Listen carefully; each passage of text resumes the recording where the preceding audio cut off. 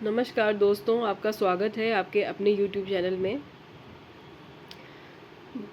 इसके पहले हम 2 वीडियो देख चुके हैं जिसमें हम डिस्कस कर रहे थे मुस्लिम लॉ के प्राइमरी सोर्सेस को। तो सबसे पहला जो इम्पोर्टेंट प्राइमरी सोर्स है कुरान, वो मैंने एक वीडियो में डिस्कस किया है। बहुत ही छोटा वीडियो है, आपने अगर नहीं देखा अभी तक तो देख ले जाके।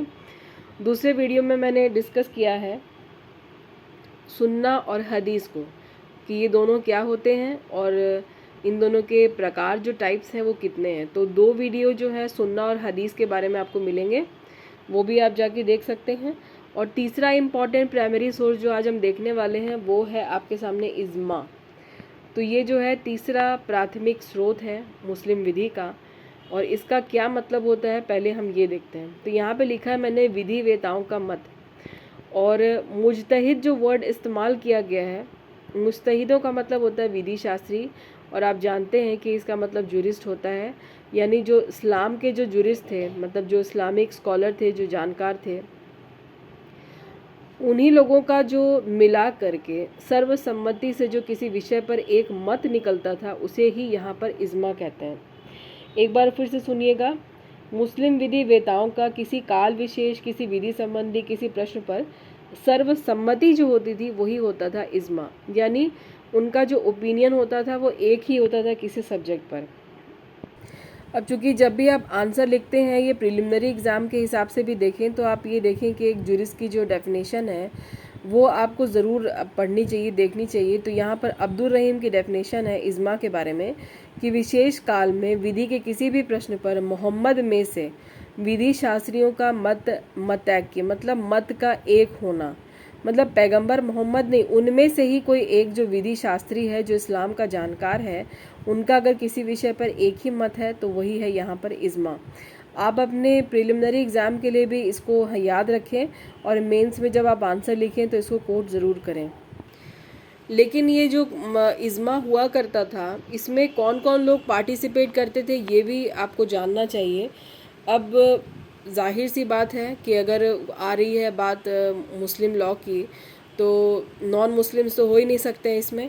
तो सबसे पहले ये आपको ध्यान रखना होगा कि इज्मा जब किया जाता था, इज्मा का जब निर्माण होता था, तो जो भी लोग विधि शास्त्री यानी मुजतहिद होते थे, बस वही लोग इस चीज़ में भाग लेते थे, वही जो है इज्मा में पार्टिसिपेट किया करते थे, उन्हीं की राय मायने रखती थी। तो जो मुस्लिम्स थे, तो सबसे पहली शर्त ये है कि मुजतहिद कौन हो सकता है ये आप देख लीजिए। तो मुजतहिद में पहला व्यक्ति वो है जो मुसलमान होना चाहिए। दूसरा कि मुसलमान होने के साथ साथ उसको स्वतंत्र निर्णय देने की उसमें कैपेबिलिटी जो है वो भी होनी चाहिए, मतलब वो स्वतंत्र निर्णय दे सके इस बात में वो सक्षम होना चाहिए। और विधि का ज्ञाता होना चाहिए। कौन सी विधि का? मुस्लिम विधि का।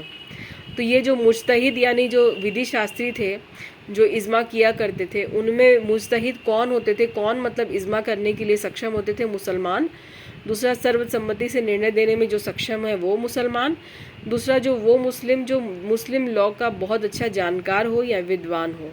अब हम आज देखेंगे नेक्स्ट में और लास्ट में इज्मा के कितने प्रकार हैं। पैगंबर मोहम्मद के सहयोगियों का जो इज्मा होता था, सबसे पहला पार्ट वो है इज्मा का, ये आप समझ ही गए होंगे। दूसरा, विधि शास्त्रियों का इज्मा, यानी जो विधि शास्त्री होने के लिए जो 3 शर्त को पूरा करता था वो विधि शास्त्री, उसका जो किया गया इज्मा है।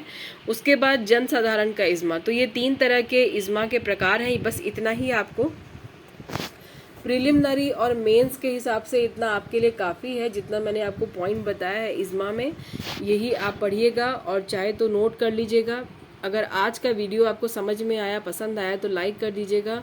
अगर अभी तक आप सब्सक्राइबर नहीं बने हैं तो बन के देखिए, और बाकी फ्रेंड्स में भी शेयर कीजिए ताकि उनके भी काम आ सके। कोई भी गलती और मुझसे कुछ छूट गया होगा इज्मा में तो आप वो भी मुझे बता दीजिएगा। नेक्स्ट हम मिलेंगे नेक्स्ट वीडियो के साथ में, जिसके बारे में हम